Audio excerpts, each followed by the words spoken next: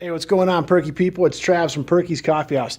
Hey, you know what? I was looking online today and I saw something kind of wacky. It was talking about how our economy has dropped down to where we're at a 1% growth. Now, to be honest with you, that sucks.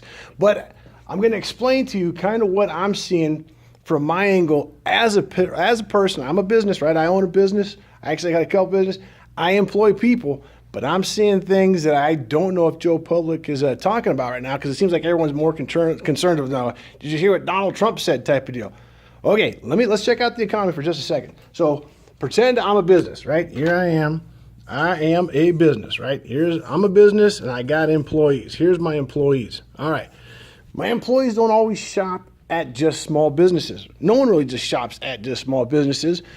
We go to the big business, right? The big guys. Now the big guys have cool things, but it's also creating a problem, right? So me as the owner, right?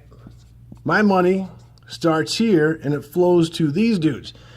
These dudes take their money and spend it at the big guys. And that's just how it goes, man. That's the way it is. Now the big guys here don't always pay the same amount of taxes as these guys. As a matter of fact, we're like, if you checked out any of my videos, we are taxed to death. We are permitted to death.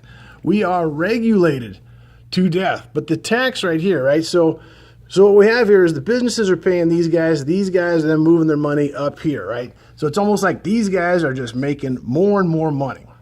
They're not paying the same amount of taxes. Matter of fact, sometimes these dudes are taking their businesses and they're moving it to Canada, like Burger King. You know, Burger King moves their offices up to Canada. They save $1.5 billion in money. That's money that could go to U.S. jobs, or it's money that could go to, paying taxes. But they don't. So what they do is they run it. When a business does that, that's a tax inversion, right? Some of you guys don't know that word, or you knew the term, but you just couldn't think of the word. All right, so the money goes from the business.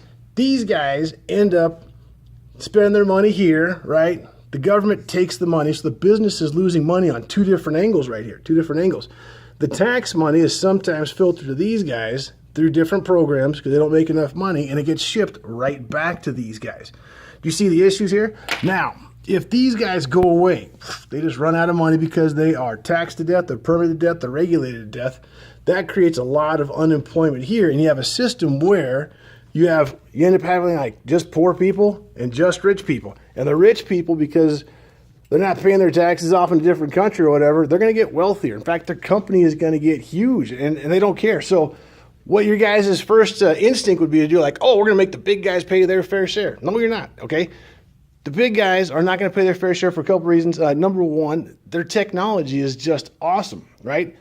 If you want to punish them, they're just going to find a way around the punishment. So if you go to a grocery store, you're going to have to scan your own items, right? There goes the checker. You're going to have to bag your own items. There goes that little box boy. Okay, you're going to have to, fill up your own drink. Okay, there's another service that didn't have to have behind the counter. You're going to have to scan your own card, type in your own order. There goes the checker. And even at the register, all the register stuff is inventory too. So you don't even have to worry about the person stocking the shelf. The company that brings in those chips will stock the shelf for you. So the economy shrinks and ends up shrinking and shrinking. And what you end up having is you have an economy that looks like this, okay? You can either make stuff, and you and I know we don't make stuff. It's all China and Mexico now, okay? Or you can provide a service, but if you get rid of the service people, then what's your economy left with, right? Or you can invest. And these guys right here, right? These guys are going to get your investor money, and their money's going to grow. The stock market's going to get bigger and bigger. The jobs are going to disappear. These guys are going to be disenfranchised regardless of how much college you had, right? So that means this part of the economy starts to slip away too. Now, if you ain't making stuff and you're not providing a service, this is going to have to go away too. Now, hopefully I'm just the canary in the coal mine, and maybe it's just what I'm seeing in California. But summertime is over, man. Now we get into the real numbers of the economy. It's going to look ugly. It's going to look worse than this. So I just kind of giving you guys the heads up on what the 1%'s about this time around as far as the economy shrinking. Anyhow, that's my spin. I love you all. Talk to you later. Bye.